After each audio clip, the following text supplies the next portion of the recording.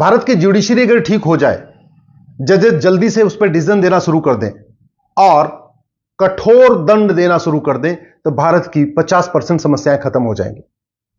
Inspector Mohan Chand Sharma Delhi में शहीद हुए आतंकवादियों से मुठभेड़ में, और दुर्भाग्य देखिए, डिस्ट्रिक्ट कोर्ट ने फांसी दिया था, लेकिन हाई कोर्ट ने उसको आजीवन कारावास कर दिया। मुझे समझ में नहीं आ रहा है, आतंकवादियों की ह्यूमन राइट की इतनी चिंता क्यों है हमारी जुडिशरी को। आतंकवादियों का ह्यूमन राइट नहीं होता, वो जानवर हैं, वो जिहाद करते हैं, सीधे गोली मारते हैं, फिर उनको जेल में बैठा के उनको खिलाना पिलाना, उनका इलाज कराना क्यों, उनको खत्म क्यों नहीं कर देते। अभी चेन्नई में 20,000 की भीड़ सड़कों पर उतरी है और वो मांग कर रही है कि जो बम विस्फोट करने वाले आतंकवादी थे उनकी रिहाई की जाए। अगर कोर्ट ने उनको फांसी दे दिया होता तो चेन्नई में 20,000 लोग सड़कों पर नहीं उतरते। याद है आपको, हम भारत में एक विमान हाईजैक हुआ था। हाईजैक इसलिए हुआ था क्योंकि आतंकवादी को बैठा के रखा गया था। अगर हमारे कोर्ट ने साल भर के अंदर उस आतंकवादियों को फांसी दे दिया होता तो कंधार वाला, आपको याद होगा, भारत से एक विमान हाईजैक कर लिया गया था, वो विमान हाईजैक ही नहीं होता। नक्सलियों को फांसी देने पे पता नहीं कोर्ट को क्या समस्या आती है, माओवादियों को कोर्ट को फांसी देने में क्या समस्या आती है, अलगाववादियों को, आतंकवादियों को फांसी देने में कोर्ट को दिक्कत कहां से आती है, उनका कोर्ट को ह्यूमन राइट क्यों दिखता है। जो लोग हमारे आर्मी के लोगों को सीधे गोली मार देते हैं, सीआरपीएफ के लोगों को गोली मार देते हैं, हमारे पुलिस के जवानों को गोली मार देते हैं, उनका कोई ह्यूमन राइट है क्या। ये हाई कोर्ट या सुप्रीम कोर्ट बार बार उनको ह्यूमन राइट के आधार पर उनकी फांसी की सजा को आजीवन कारावास क्यों कन्वर्ट करता है। भारत में घूसखोरी है क्योंकि घूसखोरों को कोर्ट से कठोर जल्दी से सजा नहीं मिलती। अगर जल्दी से सजा मिलना शुरू हो जाए, कठोर सजा मिलना शुरू हो जाए, कंसेक्टिव सेंटेंस कोर्ट देना शुरू कर दे, तो घूसखोरी कम हो जाएगी, जमाखोरी कम हो जाएगी, मिलावटखोरी कम हो जाएगी, कमीशनखोरी कम हो जाएगी, कालाबाजारी कम हो जाएगी, नशा तस्करी कम हो जाएगी, मानव तस्करी कम हो जाएगी। अगर हाई कोर्ट सुप्रीम कोर्ट से आजीवन कारावास फांसी की सजा मिलना शुरू हो जाए, हवालाबाजी कम हो जाएगी, कबूतरबाजी कम हो जाएगी, काला धन का कारोबार कम हो जाएगा, ये जो घटतौली, नक्काली, फिरौती, किडनैपिंग, मर्डर होता है, ये बहुत कम हो जाएगा। पता नहीं इतनी जेलें भर्ती चली जा रही हैं, जेल में जगह नहीं है, फिर भी जो जघन्य अपराध करते हैं उनको भी फांसी देने में कोर्ट को इतनी समस्या क्यों आती है। अरे जो आदमी इंसान नहीं, जो जानवर है, जो पूरी तरीके से जिहाद पे उतर आया है, उसको कोर्ट में जेल में रख के उसको कितना आप रिफॉर्म कर पाएंगे। ना आज तक हाई कोर्ट सुप्रीम कोर्ट से किसी माओवादी को फांसी हुई, ना आज तक हाई कोर्ट सुप्रीम कोर्ट से किसी नक्सली को फांसी हुई, ना आज तक हाई कोर्ट से सुप्रीम कोर्ट से जो लोग ये माफिया का काम करते हैं, चाहे वो रेल माफिया है या बालू माफिया है या खनन माफिया है या टेंडर माफिया है, किसी को आज तक आजीवन कारावास फांसी नहीं हुई। जो इस भारत में इतने ड्रग का खेल करते हैं, नकली दवाइयां बनाते हैं, नकली दूध बेचते हैं, नकली सब्जी में जहर बना रहे हैं, कोर्ट उनको भी आजीवन कारावास फांसी नहीं दे रही है। मैं हाई कोर्ट सुप्रीम कोर्ट के जजों से हाथ जोड़ से निवेदन करता हूं, आप एक बार सोचना, आप कानून को लकीर के फकीर के तरीके मत पढ़िए। आप भारत के नागरिक हैं, आप भारत की समस्याओं को देखिए। 50% समस्याओं का मूल कारण भ्रष्टाचार है। कम से कम भ्रष्टाचारियों को आजीवन कारावास फांसी तो दीजिए। आपको तो पता है कि सिंगापुर में ड्रग स्मगलिंग करने पे फांसी होती है। आप फांसी नहीं दे सकते, सरकार को तो कह सकते हैं ना कि भाई फांसी देने के लिए कानून बनाओ। दुनिया के चाइना में करप्शन पे, घूस लेने पे फांसी होती है, वहां के तो कानून मंत्री को फांसी हो गई। आप कानून नहीं बना सकते, लेकिन सरकार को तो कह सकते हैं घूसखोरी के खिलाफ फांसी देने वाला कानून बनाओ। आप कम से कम पुलिस प्रशासन को, सरकार को ये कह सकते हैं कि 100% प्रॉपर्टी को कॉन्फिस्केट करो और इनको कठोर सजा दो। आप जब तक कानून नहीं बदल रहा, तब तक कोर्ट के पास ये पावर है कि इंडियन पिनल कोड का सेक्शन 31 को यूज करे और कॉन्करेंट सजा देने की बजाय कंसेक्टिव सजा दे। मान लीजिए 5 धाराओं में 5-5 साल की सजा होती है, तो टोटल 5 साल की सजा क्यों दे रहे हैं, कंसेक्टिव कर दे, तो 5 धारा में 25 साल की सजा हो जाएगी। अगर एक धारा की सजा कंप्लीट हो, फिर दूसरी धारा की सजा शुरू हो, फिर तीसरी धारा की सजा शुरू हो, चौथी धारा की सजा शुरू हो, ऐसे ही सजा बढ़ जाएगी। आखिर अमेरिका में शर्ट चोरी करने पे 25 साल की सजा होती है। टर्की में एक आदमी ने साइबर फ्रॉड किया था, एक आदमी का बैंक अकाउंट हैक किया, उसको 350 साल की सजा हुई। एक आदमी ने चिटफंड स्कैम किया थाईलैंड में, उसको 1,41,000 साल की सजा हुई है। अमेरिका में तो रेप मर्डर में 2-2 हजार साल की सजा होती है, 3-3 हजार साल की सजा होती है।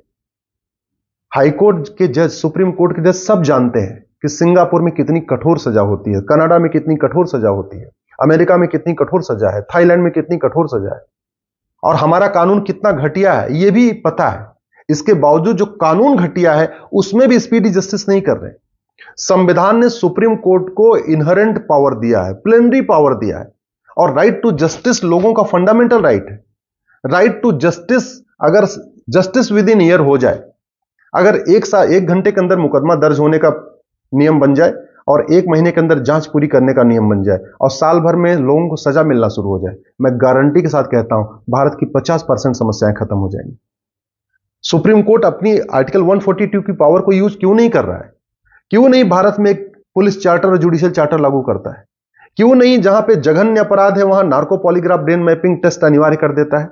आखिर कोर्ट के पास पावर है। हजार पेज का जजमेंट नहीं चाहिए लोगों को, हमें तो 1 पन्ने का जजमेंट चाहिए, 1 पन्ने का ऑर्डर चाहिए कि भैया 1 घंटे के अंदर FIR होगा, 1 महीने के अंदर जांच पूरी होगी और 1 साल के अंदर फैसला पूरा होगा। 5 crore cases district court, high court, supreme court में पेंडिंग पड़े हुए हैं। इन 5 करोड़ केसेस से 5 करोड़ परिवार टेंशन में है। अगर एक परिवार में एवरेज 6 आदमी मान के चलिए तो 5 × 30 यानी 30 करोड़ लोग district court, high court, supreme court के केस के कारण टेंशन में है। इसके पैरेलल में एक और हमारे सिस्टम चलता है जो लैंड वाला केस, रेवेन्यू वाला केस, वो चलता है तहसीलदार के यहां, SDM के यहां, ADM के यहां, चकबंदी अधिकारी के यहां, SOC के यहां, DDC के यहां और कलेक्टर के यहां और चकबंदी कमिश्नर के यहां। 5 करोड़ केस वहां भी चल रहे हैं। उन 5 करोड़ केसेस के कारण अगर 5 करोड़ परिवार टेंशन में है और एक परिवार में 6 आदमी मानिए तो यानी 30 करोड़ लोग रेवेन्यू केसेस के कारण टेंशन में है। 30 करोड़ लोग district court, high court, supreme court से परेशान है, न्याय न मिलने से परेशान है, और 30 करोड़ लोग तहसीलदार, SDM, ADM, चकबंदी अधिकारी, DDC, SOC के यहां न्याय न मिलने से टेंशन में है। तो पूरा भारत तो टेंशन में है। दबंग गरीबों की जमीन पे कब्जा कर लेते हैं, वो बेचारा जाता है, उसके पास पैसा नहीं मुकदमा लड़ने के लिए, वो इसलिए चुपचाप देखता रहता है, दबंग उसकी जमीन पे कब्जा करके बैठा हुआ है, और 20 साल 30 साल के बाद फैसला भी आता है तो उसके ऊपर कोई पेनल्टी नहीं आती। अरे जिस दबंग ने 30-40 साल किसी की जमीन पे कब्जा करके उसको फसल उगा लिया, धंधा व्यापार कर लिया, उसको अगर खाली भी करा दिया तो उस गरीब को न्याय कहां मिला? मैं माननीय सुप्रीम कोर्ट से निवेदन करता हूं, चीफ जस्टिस ऑफ इंडिया से निवेदन करता हूं, आप इस पे गंभीरता के साथ सोचिए। लोगों की क्षमता अब एकदम बर्दाश्त करने के बाहर हो चुकी है। लोग जस्टिस डिले के कारण आत्महत्या कर रहे हैं। इस खराब जस्टिस सिस्टम के कारण जो इतना देर हो रहा है, इसके कारण लोग सुसाइड कर रहे हैं। फर्जी केसेस के कारण, फर्जी गवाही के कारण, फर्जी शिकायतों के कारण लोग सुसाइड कर लेते हैं, आत्महत्या कर रहे हैं। भ्रष्टाचार के कारण लोग, कितने सारे लोगों की जो डेथ हो जा रही है, और अगर जुडिशियल सिस्टम अच्छा हो जाए, जल्दी सजा मिलना शुरू हो जाए तो भ्रष्टाचार खत्म हो जाएगा।